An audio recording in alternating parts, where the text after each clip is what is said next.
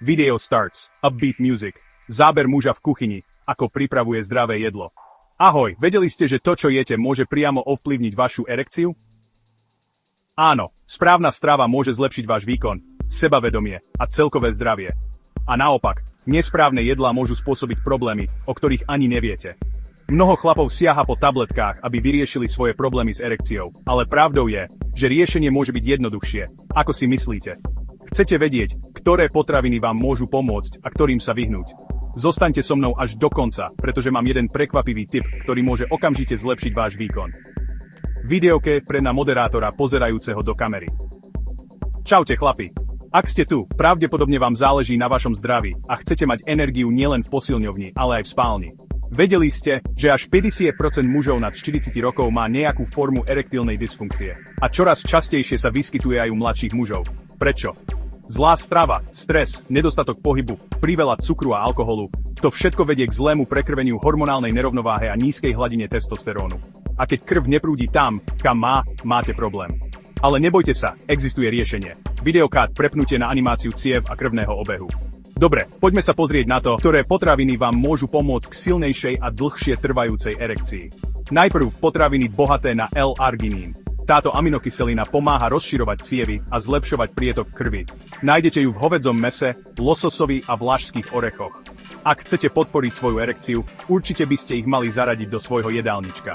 Ďalej máme horkú čokoládu. Obsahuje flavonoidy, ktoré zlepšujú zdravie ciev a pomáhajú lepšiemu prietoku krvi. Ale pamätajte, hovoríme o kvalitnej horkej čokoláde s vysokým obsahom kaká, nie o sladkej mliečnej čokoláde. Teraz niečo zaujímavé. Melón. Vedeli ste, že obsahuje citrulín, ktorý funguje podobne ako Viagra? Citrulín pomáha uvoľňovať cievy a zlepšovať prietok krvi do genitálnej oblasti. Takže ak chcete chutné a zdravé afrodiziakum, melón je skvelá voľba. Ďalšou potravinou je avokádo. Obsahuje zdravé tuky, ktoré podporujú tvorbu testosterónu. A viac testosterónu znamená vyššie libido, viac energie a lepšiu erekciu. Ak máte radi ovocie, určite by ste mali zaradiť červené hrozno. Obsahuje resveratrol, zlúčeninu, ktorá podporuje krvný obeh a pomáha udržiavať zdravé cievy. A teraz pre milovníkov kávy. Áno, káva môže byť vašim spojencom. Výskum ukazuje, že kofeín podporuje prietok krvi do genitálnej oblasti a môže pomôcť pri miernej erektilnej dysfunkcii. Ale samozrejme, všetko s mierou. Pitie kávy litrami by mohlo mať opačný efekt. Video cut. Prepnutie na moderátora držiaceho tabulu a zoznamami, dobré potraviny a zlé potraviny. Teraz, keď vieme, čo by sme mali jesť, pozrime sa na potraviny, ktoré môžu zhoršiť vašu erekciu. Na prvom mieste sú spracované mäso a rýchle občerstvenie. Obsahujú veľa transmastných kyselín, ktoré upchávajú cievy a znižujú prietok krvi. Ak často jete hamburgery a vyprážané jedlá, mohli by ste si blokovať cestu k lepšej erekcii. Ďalej cukor a sladené nápoje. Vysoký príjem cukru vedie k inzulínovej rezistencii, ktorá môže spôsobiť hormonálnu nerovnováhu a znížiť hladinu testosterónu. A to je presne to, čo nechcete.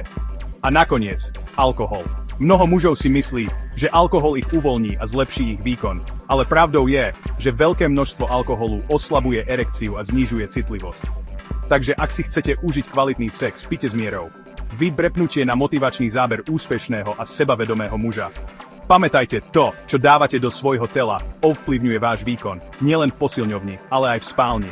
Ak chcete prirodzene zlepšiť svoju erekciu, začnite ešte dnes.